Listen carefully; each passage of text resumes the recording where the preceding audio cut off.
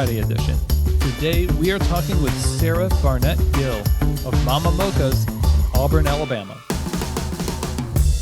Well, hey everybody, and welcome to another episode of Keys to the Shop, where we give you insights, inspiration, and the tools you need to grow as a coffee service professional. My name is Chris DeFurio. I'm your host for the show, and welcome to the Founder Friday for the month of May. What a great conversation we have in store for you. One of the most frank talks that we've had here on the show in the Founder Friday series. So get ready for that. Sarah's just an amazing person. So as always, I want to remind you that if you haven't yet subscribed to Keys to the Shop, that would be great if you just hit subscribe wherever you get your podcasts, whether that's Overcast, on Spotify, on Google Podcasts, or whatever. You can just hit subscribe and always be updated with these episodes.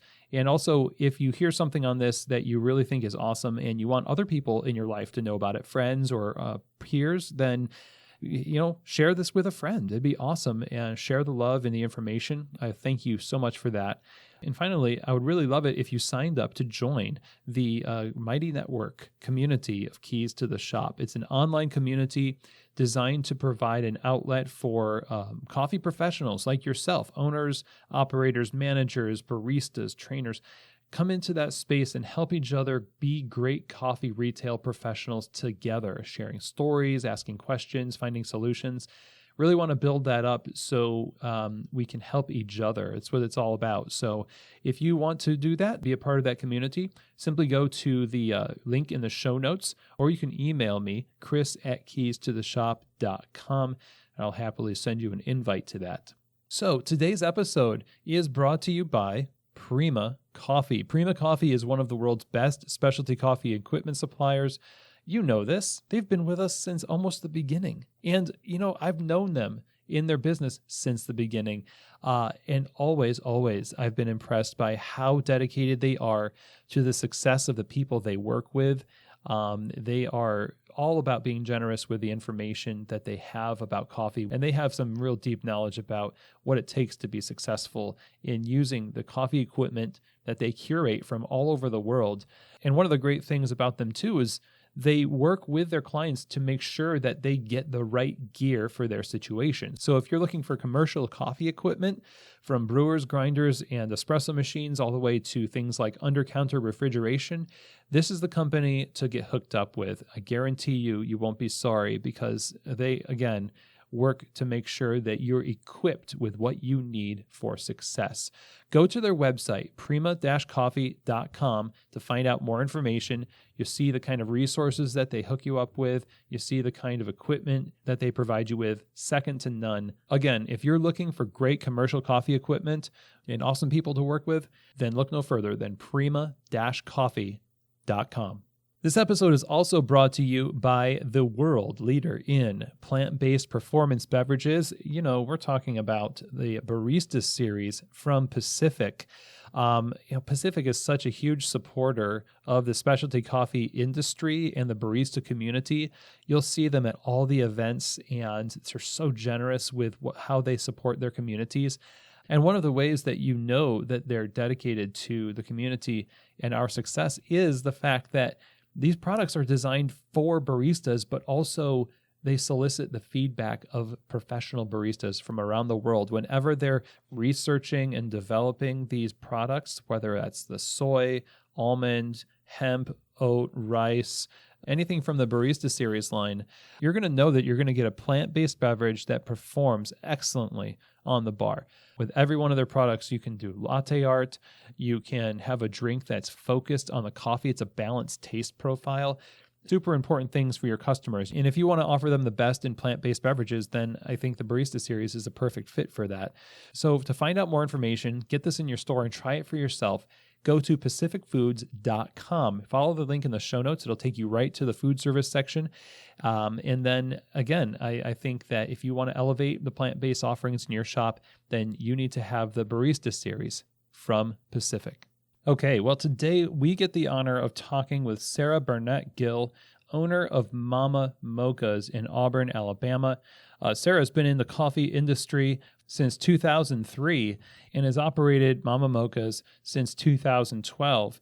And in all this time has developed a fantastic, unique approach to hospitality and coffee that fits the needs of her community.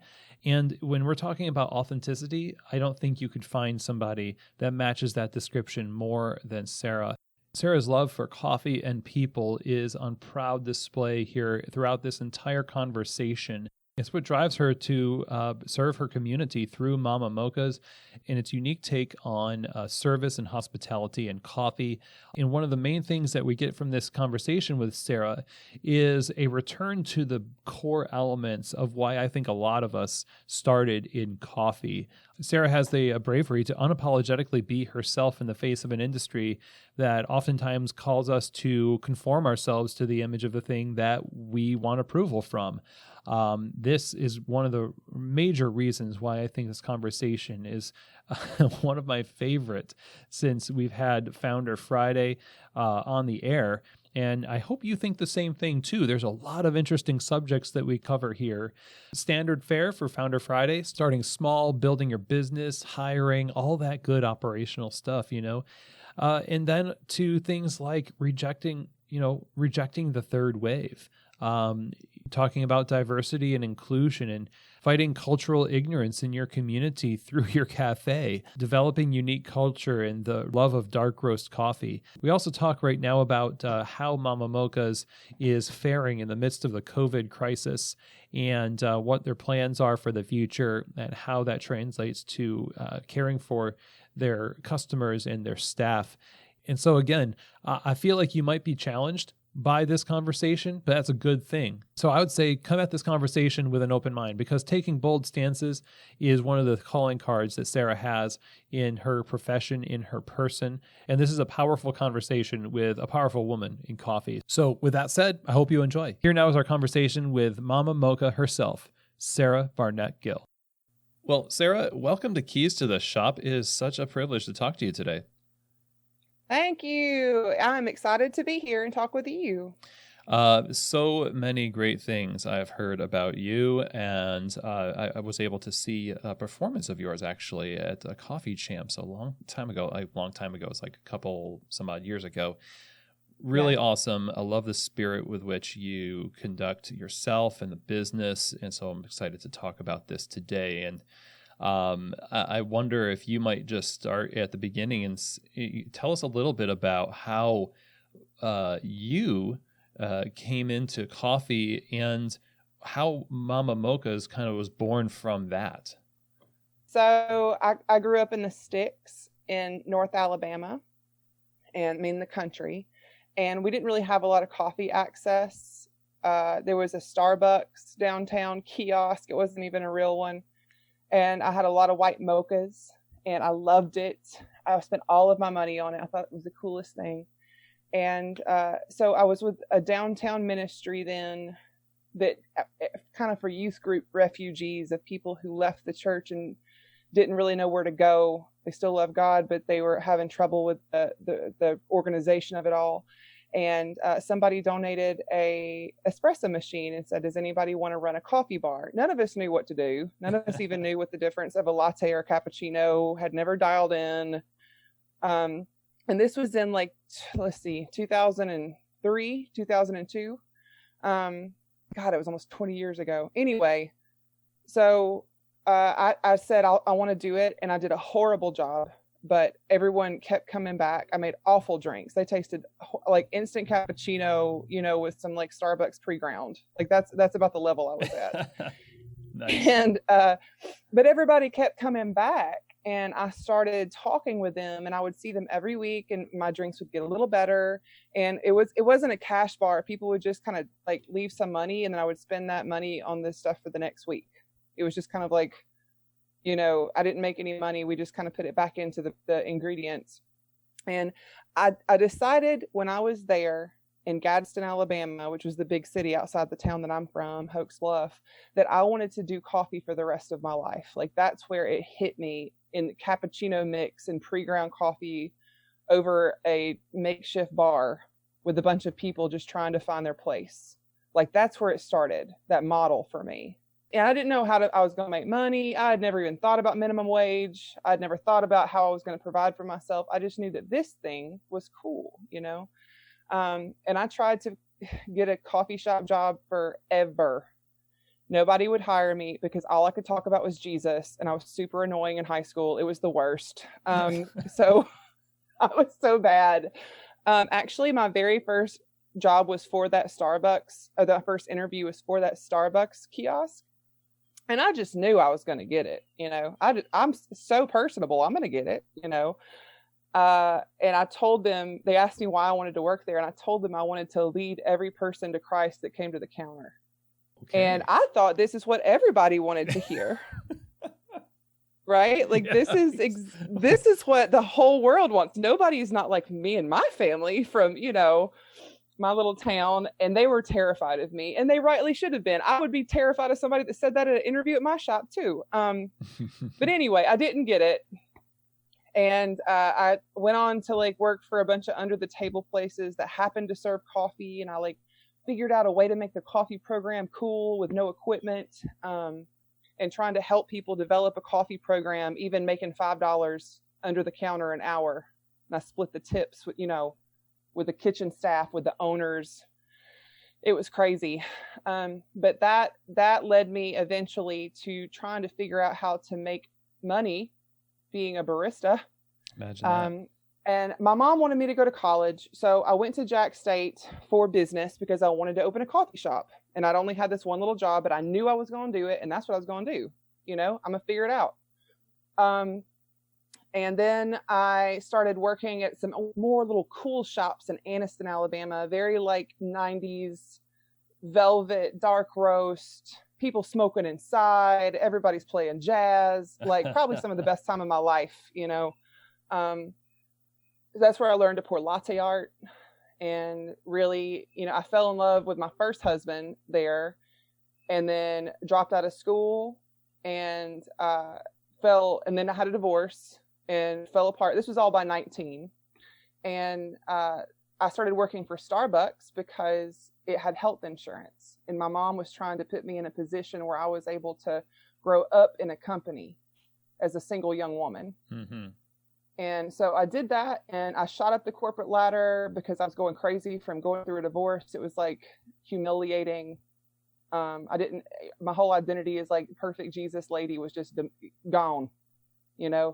I didn't talk to any of my friends I used to. So I developed this whole other persona as a barista with all these customers and upselling stuff and diving into tastings and French press passports at Starbucks. And I was a manager or assistant manager. I was an ASM for them for about a year. And there was so much corporate drama involved in the Southeast at that time that I will not divulge here, but it's real juicy and good. Look for my memoir later. We'll stay tuned for that. I had prayed about it, and I was like, I can't do this anymore. I don't want to move up. I saw the road ahead of me, and I said, I can't do this. I can't marry this right now. This corporate sell. It felt like selling out. It felt like that in my core at the time. I didn't have enough skill sets and enough in my wheelhouse to really make that position work as a 19-year-old girl from Alabama with no degree and little life experience, who was just real jaded. And so I was fooling around with this guy in Auburn. I lived in Birmingham when I worked at Starbucks, the big city. And I moved to Auburn, which was this magical progressive place in Alabama. And I was kind of seeing this guy. The guy did not work out, but I worked and managed for another coffee shop down here that was owned by the same person that owns NASCAR, by the way. Oh, interesting. It was started by this guy and Rob Tuttle, if you know who Rob Tuttle is. He's a good friend of mine. Yes. Yeah, Rob, I love him. He's a crazy head, but I love him. So he started Cambridge, and that they wanted to eventually start selling hot dogs and went a very strange direction. Rob was long gone by this time. It was the only store that was left. And I was like, and I told them, I want to open a roasting company in here. And they sent me to the SCAA event in Atlanta. They wanted me to get ideas for the coffee shop. And I'd never been to that event. I'd never been to any coffee event. And I went by myself and I cried for like 15 minutes when I first walked in, because it was so overwhelming of the things I'd always wanted to see, and all the people that I always wanted to be friends with and always wanted to be around were all in one place. Wow. In front of me. And I don't think anybody realizes, when you have people that come from like the rural South or from the rural areas, and young people who come to that event, and when you love on them, it is really impactful, because you're showing them something they never really thought that they could be a part of. I mean, you were pursuing all this alone for so long, correct. Just out of sheer passion for the craft of it. And yes. That seems like it would be really overwhelming.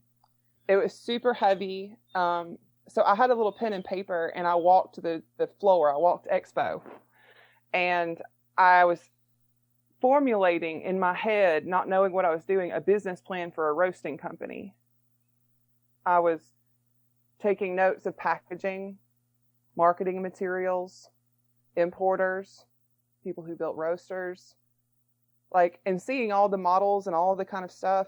And so I went back to Cambridge and told them, I was like, I can build a roaster back here. I'll roast coffee for you. This will be the draw for everybody at the shop. They hated it. Too much money. I don't know what I'm doing. It's a horrible idea. And I said, okay, well, I'm going to go ahead and quit. I love y'all, but I got to go open a roastery now. Good for you. And so there was a little bookstore in Auburn called Newsroom, and they had a tiny espresso bar up front. And they served Primavera at the time, which then turned to Octane, which then turned to Revelator. That's had quite a role of identity. But back then, they were just Primavera. And they had a little Marzocco, like a little workhorse, like a little click-clack, super jolly. The best. Yeah, I love that setup. I'm a fan of that now. Put me on that for U.S. Coffee Champs, baby. I'll rock that. But anyway, their goal at that time was $100 a day in coffee sales. That was the daily goal. Okay. And coming from the highest volume Starbucks in Alabama at that time, our daily goal was at least $2,000, and we kind of watched all of those things happening and saw how to make more money per hour. And so I told the store owner I was looking to open a roasting company, and I was probably going to move back to Gadsden to do it. And she said, well, I have this room in the back. Would you be interested in roasting here? And I was like, well, let me see the room. And it had 35,000 books in it, stacked from the floor all the way to the ceiling. Stacked, not in boxes, stacked. And she said, well, I was 35,000 books in the whole store. This one room had 2,000 books. We counted them afterward. And she said, if you will help me clean these books and box them and take them to my house, I will rent you this room for $200 a month. Wow. And I said, let's do it. We started that day. So I'd gone to my parents after the SCAA conference and told them about this vision I had. And I was like, this is how I stop being a manager for shops that I don't align with the owner's vision anymore. This is how I get out of the barista trap that I can't seem to pull myself out of. I can't make it. Back then it was $5.15 an hour plus tips. And the tips were nothing in Alabama for coffee. Then. So my parents saw it, and they took the rest of the money that they had saved for my college since I dropped out, and they were just kind of hoping that I went back, and they bought me my first roaster and my first pallet of coffee. A 3-kilo U.S. Roaster Corp with a hand-hammered copper top.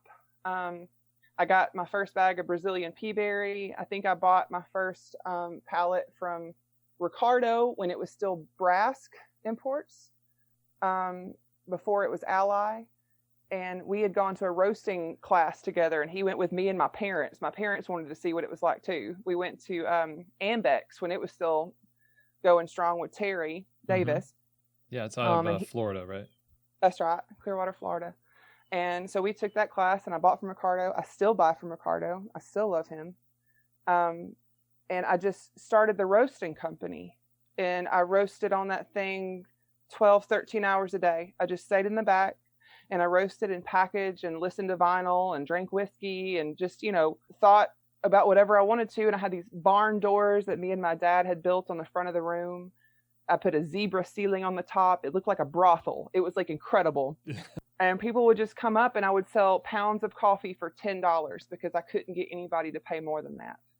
And I'd not jumped up to give myself a correct margin at that time. It sounds like you were happy doing that though.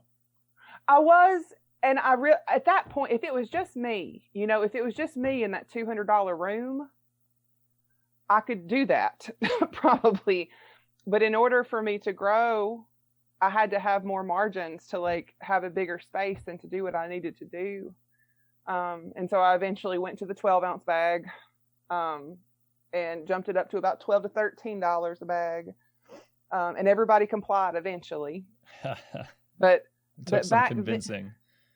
Well, I was still cutting my teeth too, like I wasn't roasting exquisite coffees from the beginning. I mean, it took me a few years to really get my bearings on what coffee does when you do different things to it. It took me a second to learn the ropes. One roasting class isn't going to teach you crap. You know what I mean? You've got to, just like you season a cast iron skillet, you have to season the person that roasts your coffee. You have to learn some mistakes and to really absorb the oils from that first burnt roast and to learn what not to do again and what to do again.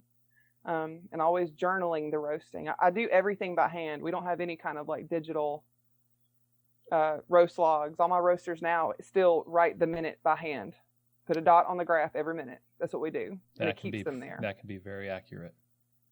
It is. And, it really ties you to the roaster and what's going on with the coffee. Honestly, I really wish that I still just had the roaster in me. Some days I really long for those times of poverty. I ate a lot of lentils. I didn't have anything, but everything was a lot more peaceful when you don't have stuff. What Biggie says, more money, more problems. That rings true often. Eventually, the bookstore stopped really turning profit at all. And so they decided to go nonprofit and to ixnay the coffee shop because they were having a hard time making a profit with the coffee bar. Surprise, surprise. A lot of people have that. And so the owner offered to sell it to me and the manager that she had working up there 50-50. So we bought it and renovated. And then our goal started being $200 a day, then $300, then $500, and working on high volume, working on customer connectivity, working on social media. That was really coming out then a lot more. And what year was this? That was in 2010, 2009, 2010. And then the espresso bar at that time was 2011 and 2012. Mm-hmm. So about 10 years ago. So we eventually moved the coffee bar to the back and opened up the roastery so that customers could see the coffee being roasted as they ordered their espresso. This is very good on paper. When it actually happened, I hated my life because then everybody was coming back there freaking talking to me all day. Wow. While I'm trying to roast. That's the opposite of what you really loved with you and the roaster. Correct. And so it took a lot of self-growth for me just to get past it because I can't very well pick up this giant roaster and move it somewhere. Like I just got to get through this. We just got to talk to people and be charming. And so I really learned a lot. As a barista, you kind of get on the stage and you're Sarah the barista. I can't just be myself all the time because that's vulnerable and exhausting. You have to kind of develop a personality, this alter ego. You play the part. And so in the roastery, I kind of honed in on that even more. And just like in between the minute points that I'm marking, being able to listen to someone for a minute and then mark the point and then respond for a minute and then mark the point. I did that for years. And so we opened up a second location that my business partner managed, and she got pregnant. and we started just like seeing things really differently, and she had a different vision. So I sold her that location for the money that we still had in it. I didn't want to make anything off of it. She worked really hard to put that in there anyway. And then she agreed to buy my coffee only for 5 years. So it was kind of like an amicable divorce where I gained a customer instead of competition and kept a friend. That's excellent. Yeah, it was a really good divorce. I love her. We still talk often. So I went back to just having the shop, but then it got high volume. Something happened where we figured out this kind of flow, and instead of single barring, there were so many people, then we were able to graduate to having 2 people, then 3 people, then having a manager on staff, and then because the roastery is a separate company from the bar. They're different LLCs. My left pocket feeds my right pocket. And it just became so much that I had to develop a whole new plan for how I ran that bar, how I handled the community when they're in there, what we stand for, what we don't. Well, tell me more about that. Tell me more about the idea of, like, when you started all of this and you started doing more customer-facing work, and you're developing the brand. What was the goal of what was the goal of your shop and what you're doing? And then how did that get challenged and maybe even change a little bit as you got busier? I'll tell you something about me that it's hard to explain unless you've been in the shop or been around me, is that I have a distinct taste and liking for things odd that make you uncomfortable, or maybe like a lot of the shop looks like a 90s shop because it has so many velvet couches and like crazy looking baby heads and Jesus pictures everywhere. Like it's just a weird, like your aunt's old weird attic, a lot of texture. The thing was built in the 50s, and I play on that, and I really have always liked odd things. And like when a pearl clutcher comes in and is just aghast at something, I just can't believe that she has put this in here, or I just can't, it makes me have joy. It brings me a lot of joy. So with that specific aesthetic that has nothing to do with what you stand for, but with that specific aesthetic, it tends to bring out people who are fringe people, who are usually in progressive, stuff like that. And then we had a lot of the original bookstore owner, Tina, is a lesbian, and her partner, Kelly, also ran it. And one of the first bookstore owners, Dana, she ran it. She was also a lesbian. And so there was already a LGBTQ following for that specific location for years. And they just kind of kept coming to me, and it kind of seemed like I was one of the only ones that was like putting a pride flag on the wall. Where we're openly saying we are gay affirming, not we tolerate them, not you can be in here, I guess, not you can be in here, but you're still going to hell. It's you're in here, your family, I love you, Quinn, come here, give me a hug. That was kind of the feeling that was, and so that set us apart from a couple of different other businesses or the other Christian coffee shops. Like, we've got to pray for them.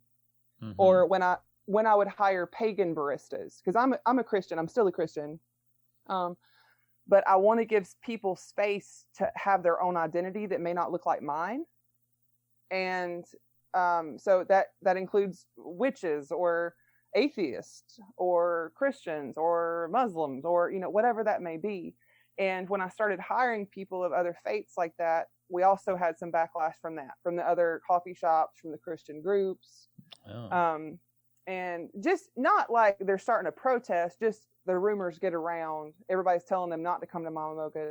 And so the people who are on our team who want more diversity, who want more inclusivity, who want to express a desire in the middle of Alabama to include people who are not like ourselves, came out of the woodwork and became part of the mafia, is essentially what happened quickly.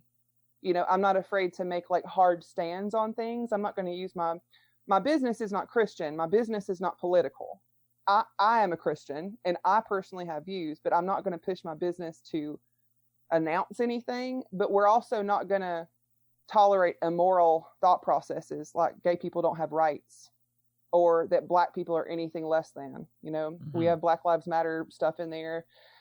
And so with that stance and just being kind of bold and not trying to be a sterile corporate environment just to sling cappuccinos, I think it made Mama Mocha something that maybe a little bit differentiated from other places, because it's me with a whole ballsy attitude right behind it. So you're essentially, it's basic hospitality, really. But is that what it is? Well, in a sense, like to some others that might not be used to practicing actual hospitality, it seems like what you're describing is what hospitality is, and what others might be used to is a little bit more of a sanitized or edited hospitality for their own comfort. And so taking that stand, it's like the radical stance of basic hospitality is very interesting, or at least, the way I see it, and obviously the way you see it. But it's obvious that people were really, longing for that in your area based on how they reacted to you taking that stance and being a loving presence to them. I'm trying to do the right thing and to leave the right legacy, and to not take crap off of anybody. And they know me for being rough. You know what I mean? Like I'm a loving person, and I'm a mama, but if anybody comes at me with manipulative behaviors, threatening one of my family, coming at me, like I'm not going to be sweet. No, you shouldn't have to be. I'm 6'3", so I'm already an enormous woman to deal with. But, when I first moved to Auburn from Birmingham, I used to carry switchblades in my bra because I was so used to being mugged in Birmingham. I lived there for almost 2 years. Good Lord. And that was and so going into Auburn, which is like Mayberry, it was totally different. Of course, now it's gotten a little bit crazier, but, I had probably 2 or 3 months ago, I had a guy that emailed me and that he was very upset with Mama Mocha's because we said that we were trying to make things open for everybody, but a lot of our art excluded Christians. And a lot of the things that we posted in our building was offensive to Christians. And I said, what?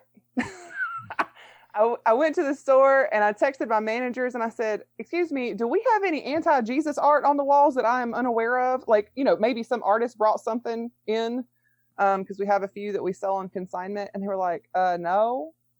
And we finally kind of deducted that he was talking about pro-gay being anti-Christian. And that's kind of a hard place that I've been with a few people. Or I've also had Christians complain and make bad reviews or whatever. One of our cafe rules is no proselytization, no proselytizing, because we came into an issue with a specific church group who had evangelical outreach nights, and they would come into my cafe and sit down with my patrons, complete strangers, and ask them where they're going when they died. Oh my goodness. Yeah. What in the world? It was very difficult for me to explain to them that this was not good, not only just like as a public gesture, but because how did they think that this was going to come across? Like, as a Christian to Christians, Sugar, let me talk to you about this. How do you think this is going to come across? You are not winning anybody. You're trying to scare them, and you don't even know their name, So that was where that rule came in, because we had a whole outburst of that. There's just been some strange... The other thing now this one got like national press. I didn't mean to, but we had a Nazi, and it wasn't a Nazi. That's kind of a bad term. That's what everybody said it was, but he was in an alt-right, little subgroup down here. There are a dime a dozen in Alabama, the Knights, and all the guys they're white supremacist groups. And they get together and they hide and they have their little rituals, and they're usually in very rural places in Alabama. One of our regulars, who I've known since she was like in elementary school, she was in high school, and brought her little boyfriend from Alexander City, Alabama. And she wanted him to get coffee at her favorite coffee shop. Well, he was in one of the groups. We had a lot of African Americans in the cafe that night. We had Latin Americans, we had Asian Americans, Auburn is, and Mama Mocha specifically, is pretty across the rainbow in terms of people. Mm-hmm. And we have all kinds of anti-racist propaganda on the walls. And he got in a chair in front of all these people and started spouting Hail Hitler and talking about white power and that people would not overtake them. She had rushed to the car. She was mortified. Think? So Jeez. So two of my employees that were off the clock at the time were there and had guns on them. They always have guns on them, and walked up front and said, "You got to get out of here. You have to leave right now," and stopped them because everybody's terrified in the cafe. They don't know what's about to happen. And so they got him off the chair, and he started kind of flashing his gun out of his belt, and they both flashed theirs. I mean, it got crazy. Like, you're not going to come in our house and talk like that in here. And so the end of that day, the Plainsman, which is a little paper in Auburn, Alabama, we took one interview for them just so the community could know what was going on. Well, it got picked up by international Yahoo, international Google. You know, everybody was talking about the Nazi in the Alabama coffee shop. And then everybody was saying there's no video. There's no way this didn't happen. We didn't even have video cameras at that time. There's no way this happened. Fake news. And so we got a lot of hate mail from a lot of, like, whatever that was, Russian bots. Who knows what they are? All the little, like, subgroups. Mm-hmm. But if I'm going to get hate from anybody, I'm okay with it being white supremacist. I'm totally fine with that. Absolutely. They can hate me all they want. It is so, man, I'm so sorry. And I do remember, I think, and hearing about this from your social accounts when it happened. And it's just so, it's disheartening to hear that what you're doing right now is causing such a stir in a community where it's really not anything that radical, you know?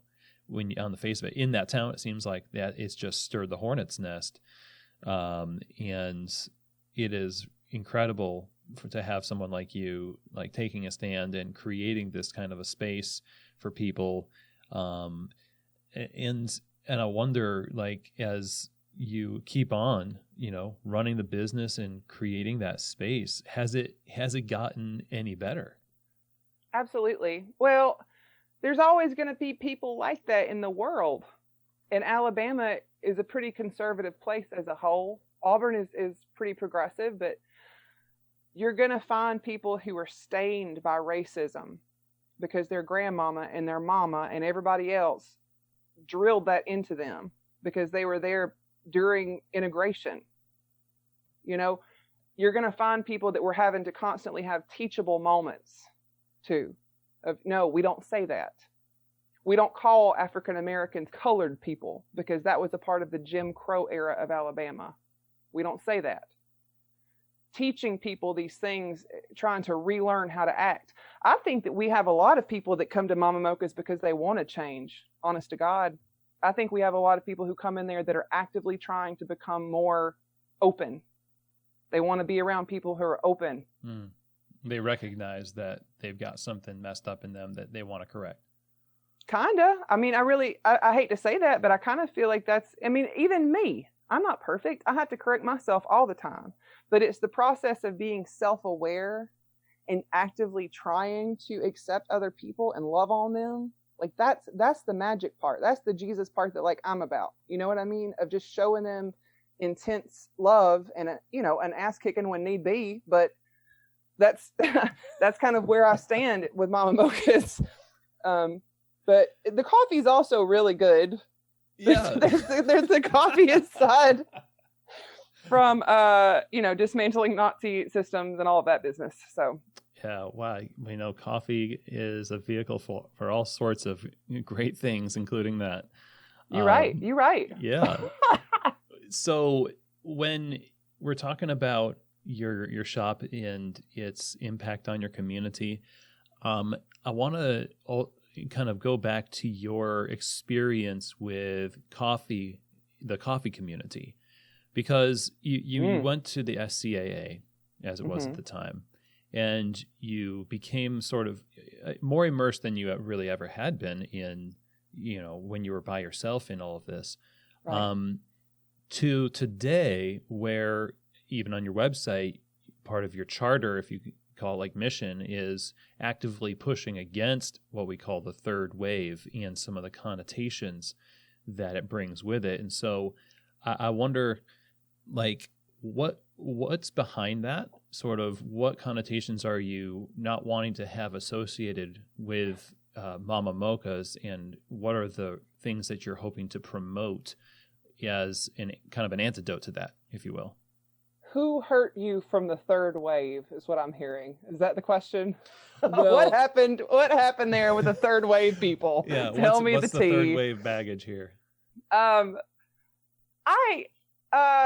came from that shop that was the dark roast and the regular drip and the sugary lattes and Starbucks too. There came a point where Alabama was kind of infiltrated with the third wave shop, and I love the idea about knowing more about the coffee, and I love the idea of weird experimental brewing methods, which to me are the two kind of main things for third wave, and I love those. But that's not what actually happened. What actually happened was people ended up having to wait 15 minutes for a pour over they paid $6 for, and then have somebody kind of talk down at them because they didn't know what processing methods meant. Mm-hmm. That was the part that I really want to shy away from. That's the part that it literally makes me want to tear my skin off thinking about that kind of shop. I go when I travel to other places and I can play the part, and I've got a portafilter tattoo on my arm, and I know all the things to say and all the special words and how to like make the barista feel special. But really, I just want a coffee that I can drink and it not hurt my stomach. I want a really palatable coffee that's soft and beautiful for like the ritual of why I need caffeine in the morning. And I want somebody that is approachable and that is charming. Those are the kinds of things that I want in the shop. We do things fast. And we use a pull espresso machine too. I like the dog and pony show of it all. The same thing with the third wave, but I want it to be more of a renaissance, like a back to the true of before Howard Schultz brought all that crap to the US that he saw from the Italian shops back in the day when he started Starbucks, when all of that started. What he went and what he was inspired by, that's what I want to bring back. Not the Starbucks model. I want the original. There is something really easygoing about that. I was lucky enough to go to Rome on my honeymoon 11 years ago. Yeah. And coffee was kind of okay, right. As a lot of people will tell you. But the ease of which you can get it, the speed of which you can get it, and how seamlessly you can just kind of go in and out, it really was refreshing, because it's not the kind of dog and pony show that's pushing you away. It's actually sucking you in. There you go. That's the nail on the head. I don't want a third wave that pushes people away. I want a fourth wave that wows them, that loves them, that woos them, and pulls them closer to me to the point that they want to come back every damn day. Mm. That's what the magic is for me in Mama Mochas. That's what it is. Dark roast is involved though, 100%. I cannot handle any more acrylamide in my coffee. I cannot do it. Well, I bought some of your dark roast, and it's almost here. I'm really looking forward to that. Woo! It's got a special place in my heart. And I think there's something to be said about people, like you said, that are old school and appreciate the Renaissance flavors. And it's something you kind of have to recalibrate to. I've talked to multiple coffee industry professionals that I've sent dark roast to because they've said, okay, I normally don't drink dark roast, but I want to support you, Mama Mocha. I'm going to buy your coffee and we're going to test it. And they taste it and they say, this is really good. It has notes and flavors that I'm not really calibrated to. I'm not really used to this. This is not something I drink, and I haven't drank in years, but it does remind me of the first coffee shop I worked at.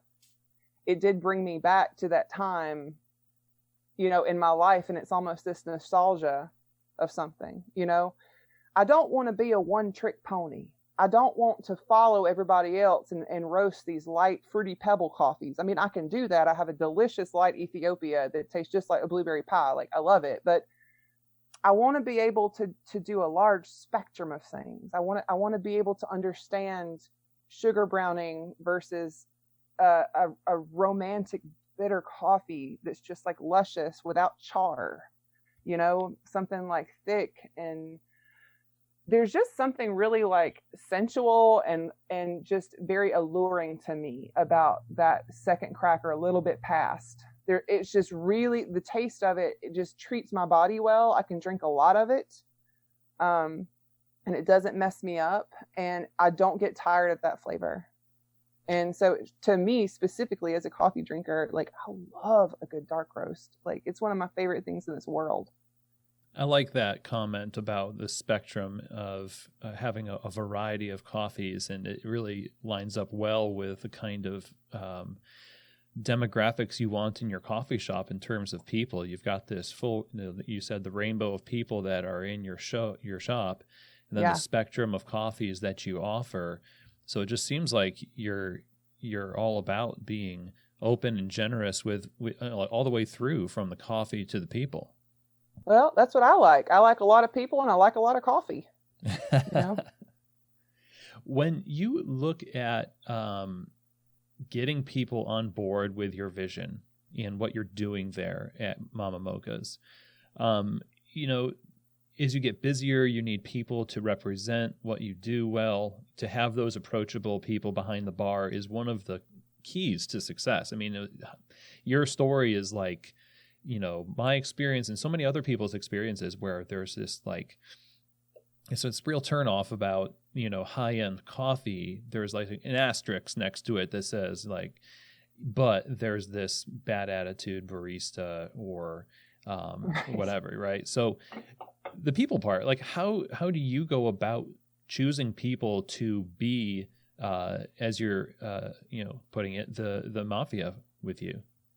How do I choose the baristas? Mm-hmm. Mercy. These past couple of years, not too good. I've had some real winners, let me tell you.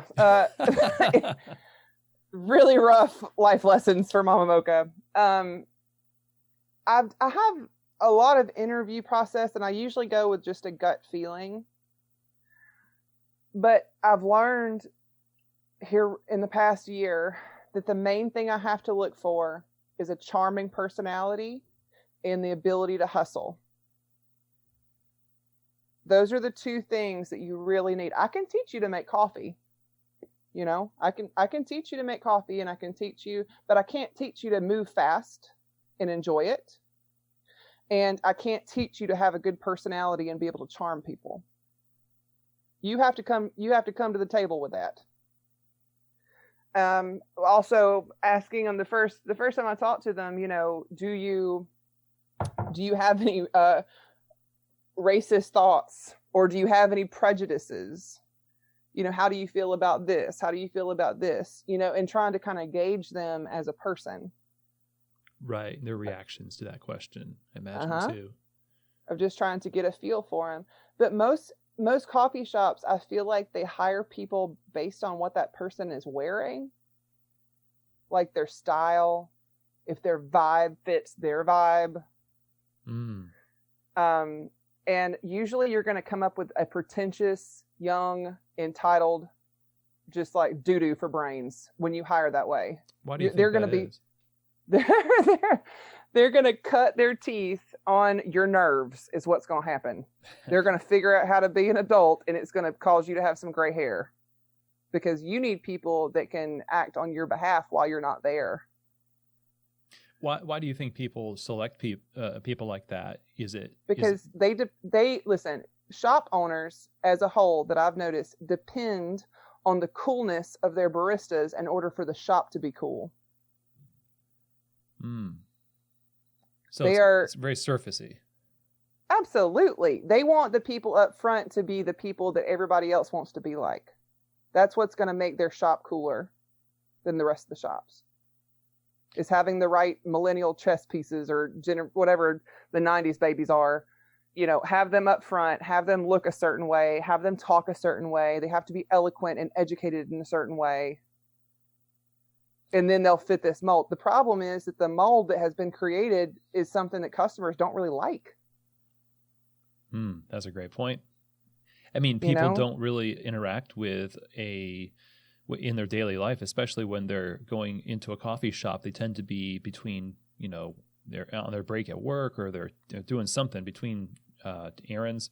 They're interacting with the public, and they're not going to expect to see this like just homogenous group of people. They kind of expect variety, and it seems to me like when you're selecting people the way you are, you get a wide variety of ways to show hospitality. It seems like you can be charming in lots of different ways that are true to your personality.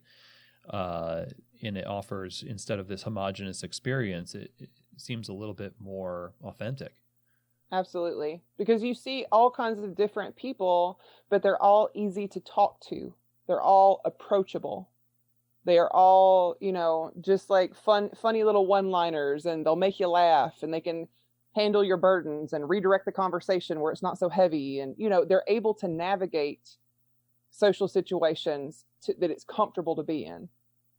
Because customers as a whole, sometimes they're annoying, sometimes they're going to say things that are not right. Some of them may have mental illnesses or what have you that don't allow them to operate in a charming manner back. So you have to be able to navigate that social situation to gracefully guide them in the way that they need to go, where they don't get embarrassed, but they are still acting correctly. And that really takes a lot of maturity, like you mentioned. You're right. Mm-hmm. You can't put old heads on young shoulders, friend. That is amazing. I would love that as a shirt. I'll work on that for you. Thank you. But your approach is one that might invite a little bit more necessary management in a sense. Like the way that you maybe mitigate risk is by making sure everybody is homogenous. And so then you end up with these people, like you're willing to sacrifice the customer experience so that you can have a predictably bland experience. Right. Everybody on the team also, we hand wash dishes. We all scrub the toilets. We all descale the machines. We all work register. We all work Spro. We all do a kitchen shift. There's no one position where this person does this and this person does this. And I feel like when you're all keeping the house together, you're all doing the chores together as one like that. And it's expected, and we're all have the same standard of how we're doing things. It builds that team mentality rather than AM shift versus PM shift, the kitchen team versus the espresso team. I've been in a lot of shops that were that, we're all doing the same thing. And I'm not running a child care center. You're an adult person. If you're here, I'm not going to expect you to be on your phone or doing your own thing while you're here. I expect you to be building this company. And, and that's what a lot of them will talk to the new people. The OGs on the team will be like, Mama doesn't like that. Mama likes it this way. They'll keep each other accountable because they don't want me to come in there and start snapping at people, and usually if it's a big problem, I'll bring somebody into the office and I'll say, we need to have a tough conversation. Are you ready for that? That's how I have big problem talks, because there's always going to be interpersonal issues, staffing issues that have to be addressed. I think it's tacky to yell at people on the floor for heavy stuff. If it's something little, I'll come up and be like, hey, we don't do it like that. Do it this way. It'll be a little quick snippet. Mm-hmm. But I think that's a really important thing with staffing, is that they know if they get in trouble, they're not going to be humiliated. As we're talking about team, and we're talking about everybody chipping in and keeping each other accountable, this moment in coffee shop history is one of those moments where everybody's team that is still operating is being tested, because we're doing things far outside sometimes what we ever thought we would have to do. How is the COVID crisis really impacting what you're doing in the shop, and in what ways has it really maybe even brought to light more of the good character of the people that you've brought on the team? Well, here's the full tea about this. when all of this really went down and we kind of learned what was going on, it was second week in March.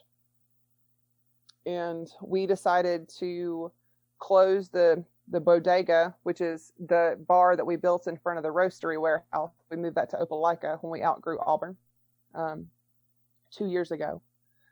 And my husband, I, and my child are the only people who have been in the roastery since then. Mm. So we've had no barista employees up front, and we have not let the roasting team in. They're on unemployment. The roasters, we told them that we had to stop until the numbers were so significantly receded, because when we roast coffee, it's going all over the U.S. And we want to make sure that we are deeply quarantined and are not at risk for distributing Corona. Oh, right. So we've got it on severe lockdown. Anything that comes in gets sanitized before it comes in. And that has really strengthened my marriage with my husband, because we've been forced to work together and be kind of a roasting team while raising our 3-year-old who's in there sweeping up beans or whatever, doing his thing while we're cupping. So that has completely turned our world on its axis in terms of that. The roastery website has gotten a lot bigger, and we've gotten way more orders, which is a huge blessing, because most of our coffee shop clients that we sell to closed down. So we lost a significant wholesale income, and have been depending on kind of our friends and stuff for retail, and just trying to put stuff out there online, and people have done us really well. My husband is a huge Grateful Dead fan and is putting out this new like Mama Mocha mandala, like Grateful Dead t-shirt looking thing. It's ridiculous, but it's cute. Excellent. And he's gonna sell those online and then donate $5 to each one to our local food bank. And so we're trying to come up with art projects and things that are fun that people want to see, and they want to see progress and still help others. That's the goal right now. That's what we need to do as a company. Mama Mocha's Coffee Emporium, the espresso bar, the high volume espresso bar, I gave all the baristas the option that weekend, March 15th. I told them, I said, if you are uncomfortable working with the public right now, if you are immunocompromised, if you have anxiety issues, that you don't think that you're going to be able to do this, I would encourage you to step away from this and go on unemployment right now. And we have 3 left out of 14. So we've been that way for about a month. We had a few that tried, and they just the anxiety of it was too much. They were afraid. We had an Asian American employee who was really nervous about working with the public because of, public assault that was going on. And I totally understood that too. I mean, that's terrifying. So with 3 employees, I've removed most of the furniture out of the store at night, because I realized that if I ever opened it up again, that we could not sanitize velvet. We can't clean a lot of my textured stuff in there. And I'm a little bit of a hoarder anyway, so it's probably a good idea. But anyway, we've got a bunch of it out. We have a plexiglass wall at the door. Everybody in the store is wearing a mask who's working. We hand stuff off with gloves. We developed an ice crack by the gallon, which is like cold brew, dark brown sugar, and milk, and opened up our Square online system. And we were cranking out 50 gallons a day for 2 weeks with 3 people. One person was really doing it. I mean, it was a huge test of their barista ability to produce that much cold brew, and still only working 8-hour shifts, because I ain't trying to overwork anybody. Mm-hmm. We're doing everything we can in 8 hours, and then we're going home, because it's exhausting working with the public. And we do have a lot of people and our regulars who have come faithfully in a mask, buying stuff, loving on us, buying 5-pound bags. What do you got in there? I'll buy it, But you do have people who come up that are telling us, this is ridiculous. You shouldn't be wearing a mask. You need to take this plexiglass down. This is pointless. Being pretty hateful or demanding, Starbucks closed down, and We got so many people, like so many Karens out of the woodwork for 1 week that I was about to pull my hair out. I was like, Starbucks needs to open up and take their customers back. I am done. I am done talking to them. Because they want things their way, snap, snap, right now. And if you're not going to get it, I need to talk to the manager. Well, I had one time I was loading in 75 gallons of milk, 75 gallons myself out of my Jeep that I bought from a local dairy because I couldn't find any. The store had closed. This man comes up and he goes, I have an appointment to pick up my iced crack gallon. And I said, sir, you do not. We closed at 2. I said, they'll probably call you tomorrow if you place it today. And he said, I definitely have a pickup today. My wife is very smart and I know that she picked it up and I need to speak to your manager. Oops. And I looked at him and I looked up at our sign and I said, do you see that sign up there? That marquee?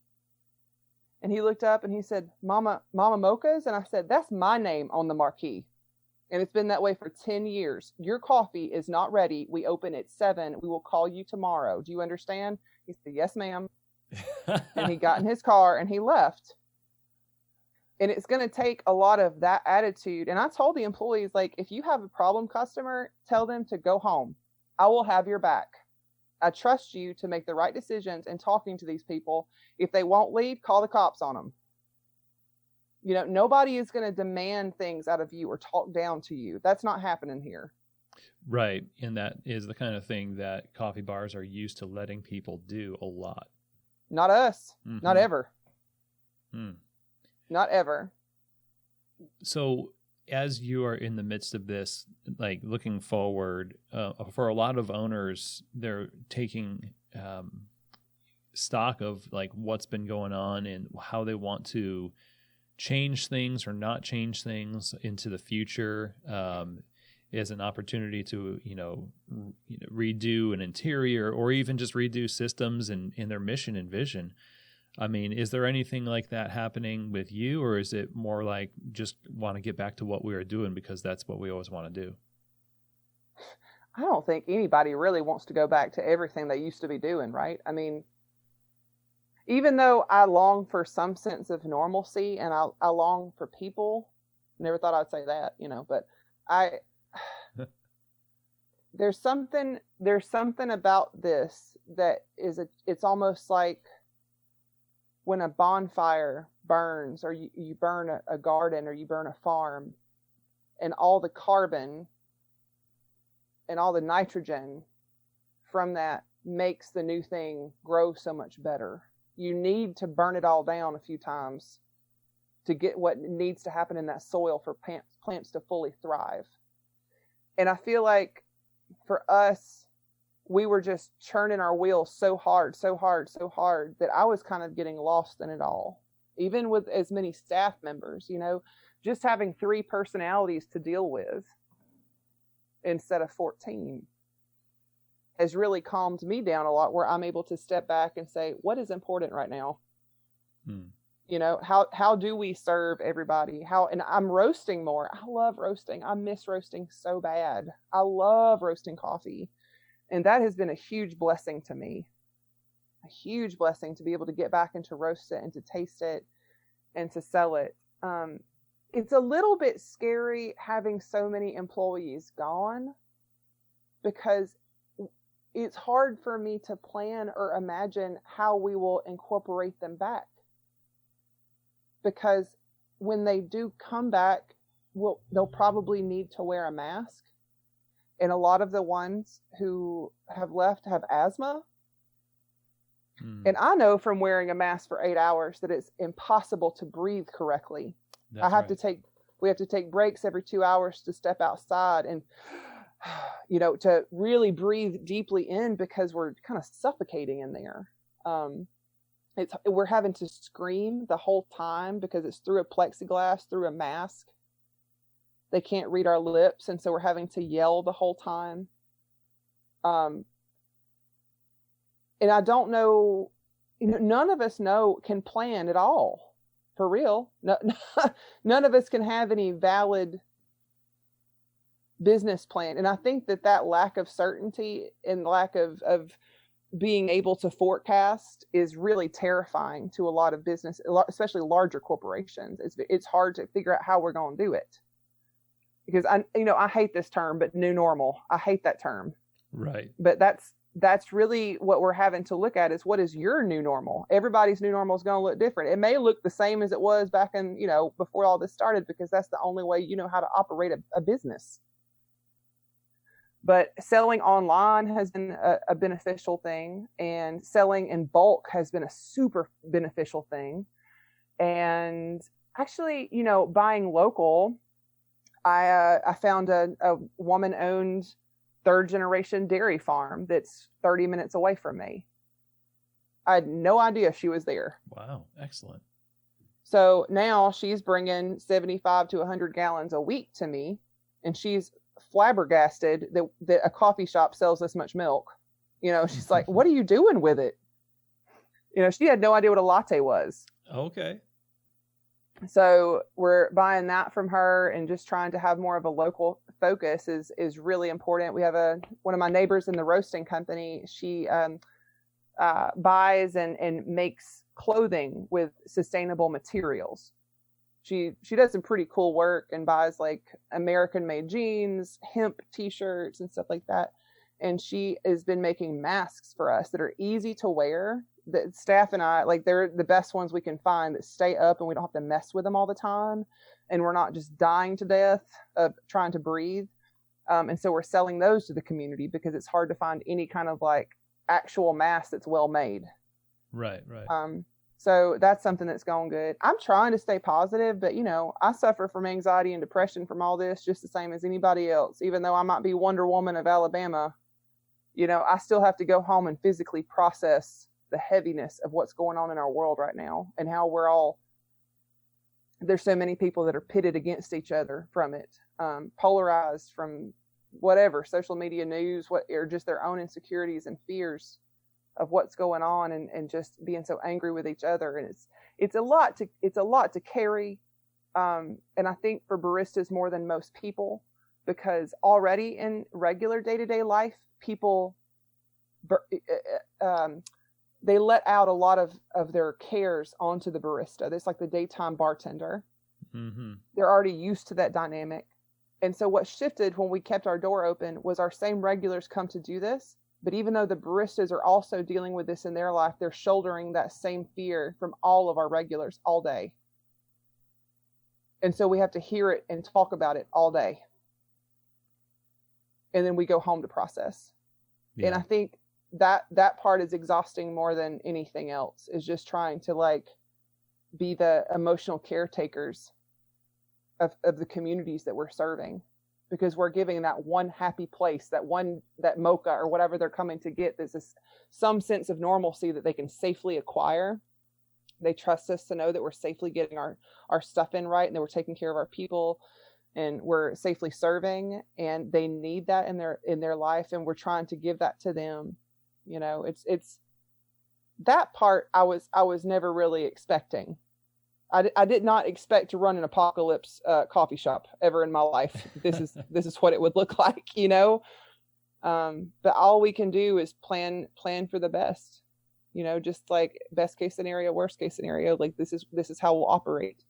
What does that look like for you, let's say 6 months from now, not knowing the future, but if we're talking about back in business and your cafe is open with some safety measures, of course, like going from what you've learned over these years of running Mama Mochas, and then going through this, I imagine your vision, your values are just the same in a different setting. But I mean, what brings you the most hope in this time for what things will look like, say, a year from now? I think that the service industry is flipping, and we're getting a little bit more of the power over that experience where the customer comes in and yells at you. And Mama Mocha's has always had that, but you see that right now, especially with servers, with bartenders, and with baristas, that it gives me hope to know that, like, you have to give us more respect as essential workers. Agreed. This is not your opportunity if you don't have any power in your life to come have a power trip on a service industry professional. That is no longer an appropriate response to your mental state. And I would like to see more business owners stepping up to stand up for their employees, and all of that. And we've always been that way, but I'm more so now protective of my people than ever. Of trying to protect them and to give them not only a customer a good experience, but the employee to have a good work experience. Amen. Of that, and to be paid well for it. Hazard pay should be happening everywhere. You got to figure out to make the numbers work. Whatever you got to pay them, figure out how to make that income up. And that kind of flip gives me hope. Honestly, this is just a personal forecast that I keep rolling in my head, is that it'll work similarly to how every other cold and flu season goes, that during the summer it'll kind of like fade, and then in fall, when flu and when the cold season snaps, we'll have a resurgence. So I'm in a place now of trying not to get too excited about opening up the cafe inside. I want to see Alabama's numbers drastically reduced for 2 weeks straight while everything's open before I open my cafe. That's wise. So, I can't tell you when that is. And it's funny how many people are like, when are you opening? What are you doing? When are you opening? What are you planning? And I'm like, y'all, I can't even plan for next week right now. Locusts may come and devour all of our trees tomorrow. Who knows what's going to happen? We got to figure out what we're doing today, honey. But that's kind of where I'm at. And we know what our pandemic bar response looks like now. We have a good model and good local resourcing, and are buying larger green coffee stocks just in case something goes awry, and stuff like that, of trying to get more of a surplus and plan. But I do feel hopeful about where my company is going, I guess, is a good answer to that. In a time before this, I do kind of recall a sense of helplessness of being caught in the cogs of everything moving so fast and not really taking a step back to plan and really look at things.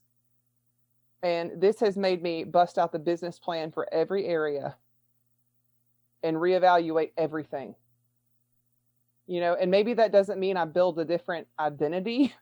I still have the same business identity, but I'm going to put more detail and careful, I don't know, just intentionality to how we source things and how I talk to the baristas and what their specific job is, what the policy is, where we're going. Now, when I have all the baristas back, we'll see if that, right, how that flows. If it wasn't for people, coffee would be easy. If I was just making coffee, it would be perfect. It's all the people involved that makes it complicated. Gosh, man, that's correct. And it's simultaneously what makes it great as well. Whether it's convenient or not, it's part of it. You say you're missing people, and it's just like, I love that you're hopeful in that you get to be in the driver's seat a little bit more of what happens in the future, or the opportunity has been presented to you to do that. And that part of that is an intentionality, even more so than before, of how you create a great experience, like you said, not just for your customers, but for your employees. And it obviously shows that that's where your heart is. And as we look to the future, as we wrap up our conversation here, I guess I want to know, when you look at what people experience at Mama Mocha's, what could somebody say to you that would bring you the most joy, either a staff member or a customer, that they would tell you something like, I experienced this as an employee, or I experienced this when I came to get a mocha, and it would just warm your heart? As an employee, that they feel valued and fulfilled. I just want them to be happy. I just want them to have the job and I want them to feel like they are treasured and that this isn't a dead end. I want them to have hope working at Mama Mocha's, that like they went to the US Coffee Champs and met this other company that can bust them out of the glass ceiling of Mama Mocha's and do something else. I would love to be a jumping pad for baristas. You know, I can't move them up I don't want to expand. I don't like the idea of getting bigger than this. I want to stay right here because this is where I'm comfortable and I can really have a good business and run it well at this size. But I don't want any of my baristas to feel trapped. I want them to be able to be valued and adored and to know that they can do anything they want in this industry and I'll have their back. That's what I would like for them.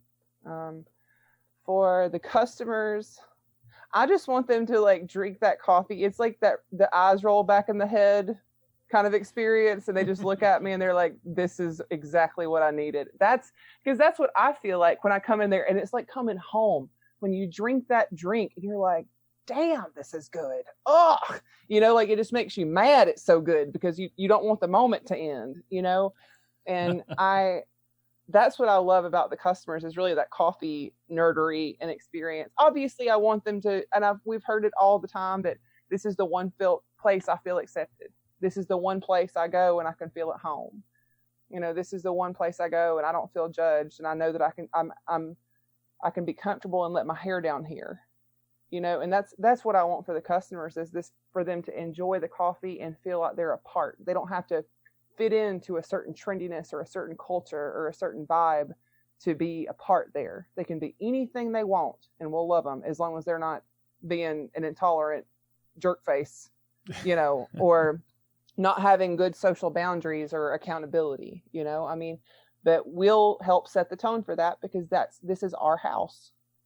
And I think it makes people comfortable knowing that the mafia of Mama Mocha's is going to make sure that everything's running right and nobody's going to act a fool, because we don't tolerate foolishness, but we promote love. We promote things that are going to help each other and not just talk about it. We want to do it. We want to be about it. So I guess that's a weird answer to that question, but that was my ramble for it. That's excellent.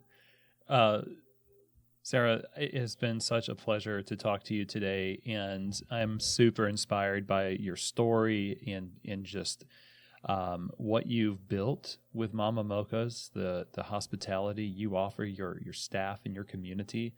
It's really awesome. So thank you for being able to spend time with me here on the show. How can people reach out to you and get in contact with you, buy some coffee from you, and all that fun stuff? The roastery website is mamamocha.com. That's MAMAMOCHA.com. And my email address is mochamamasarah@gmail.com. MOCHAMAMASARAH@gmail.com. I'm actually Sarah. That's what my mama named me, but nobody calls me that because it seems wrong. Sarah Leanne. But I really enjoyed being on this. You call me back anytime. We'll chat. Well, I think I told you in the beginning to get ready, because that is one of the most dramatic and thorough Founder Fridays that we've had on this show, I think, and maybe one of the most challenging. And one of the ways that I hope it challenges us is to elevate our level of hospitality. You know, I mentioned, as Sarah was telling her stories about how she's basically fighting the cultural ignorance that is in her community, that hospitality at its root should be all about diversity and inclusion, should be all about opening your doors and loving on people as your staff and as your customers.